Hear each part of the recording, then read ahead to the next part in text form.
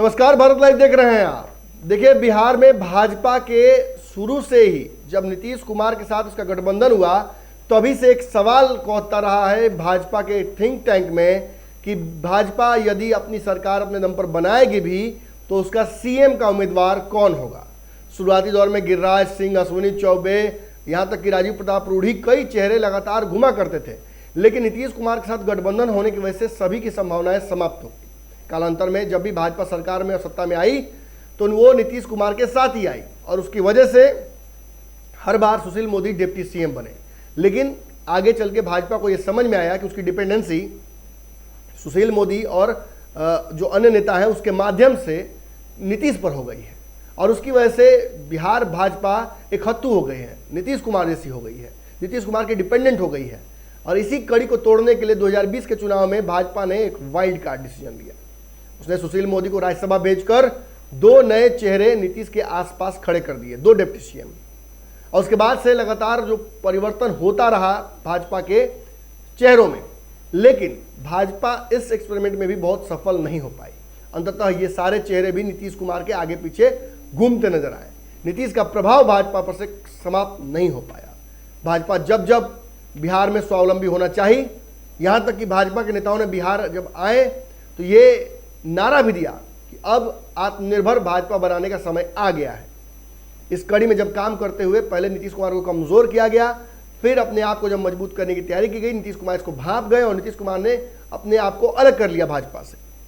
लेकिन भाजपा तब भी अपने चेहरों को सार्वजनिक नहीं कर पाई जिनके दम पर वो चुनाव जीत सकती है।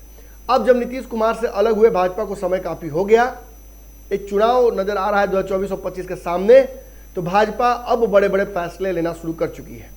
भाजपा ने सबसे पहले बिहार में अपने अध्यक्ष को सम्राट चौधरी को बनाया और एक ओबीसी के चेहरे को सामने किया, फिर लगातार धड़ाधड़ फैसले ले रही है। ऐसे में सम्राट चौधरी को बिहार भाजपा का अगला सीएम कैंडिडेट बनाया जाएगा, ऐसा लगातार बिहार के सियासी गलियारों में चर्चा चल रही है। अब इन चर्चाओं को लगातार हवा कौन दे रहा है ये नहीं पता, लेकिन सम्राट चौधरी को नेक्स्ट योगी बनाने की तैयारी बिहार में शुरू हो गई है। जहां एक बड़ा हिस्सा सम्राट चौधरी को सीएम का अगला चेहरा बताता है 25 का, वहीं कुछ लोग ऐसे हैं जो अपने आप को ही सीएम कैंडिडेट बनाने की तैयारी कर रहे हैं। बिहार भाजपा में सल्टिंग में पड़े हुए कम से कम आधा दर्जन या एक दर्जन के आसपास नेता ऐसे हैं जो कालांतर में सीएम के उम्मीदवार रहे या आज भी जिन्हें लगता है कि वो सीएम उम्मीदवार हो सकते हैं।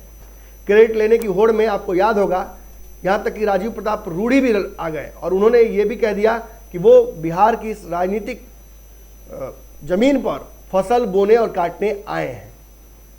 एक तरफ राजीव प्रताप रूढ़ी, दूसरी तरफ गिरिराज सिंह की वापसी, फिर कहीं ना कहीं आप पुराने चेहरों को देखते हैं तो आपको लगता है कि कई सीएम अभी भी भाजपा में इन वेटिंग हैं। लेकिन सम्राट चौधरी की ताजपोशी हो सकती है, ऐसा लगातार जो सियासी गलियारे हैं उनमें चर्चा चलती रहती है। ऐसे में अब तक सम्राट चौधरी के सीएम बनने को लेकर जो बयानबाजी हुई है उसमें केवल एक विजय सिन्हा ने बयान दिया था, जिन्होंने कहा था कि बिहार में अगर कोई सीएम कैंडिडेट भाजपा का बनता है तो वो निश्चित तौर पर आरएसएस के बैकग्राउंड से ही आएगा। वो चेहरा भाजपा के पुराने चेहरों में हो सकता है, तो निश्चित तौर पर इससे कद घटता है सम्राट चौधरी का। लेकिन सम्राट चौधरी ने आज राजनाथ सिंह की मौजूदगी में एक बड़े कार्यक्रम में इस बात पर चर्चा कर दी कि बिहार का सीएम कैसा हो सकता है।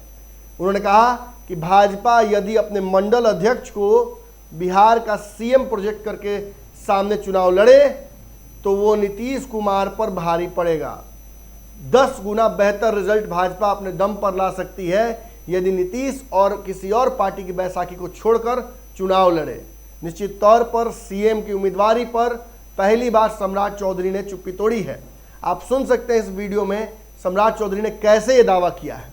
अगर ये वीडियो पसंद आई और वह बिहार के राजनीति और बिहारियत से सरोकार रखेनी तो सब्सक्राइब बटन दबा के चैनल के सब्सक्राइब कर ली। ओजे एगो घंटी बा, ओकरा बटन दबा देला से कुल सटीक और मारक खबर रुआ मुफ्त में मिल जाई। अगर रुआ पत्रकारिता के हमनी के नया प्रयोग में सहयोग कर चाहतानी तो ज्वाइन बटन दबा दी।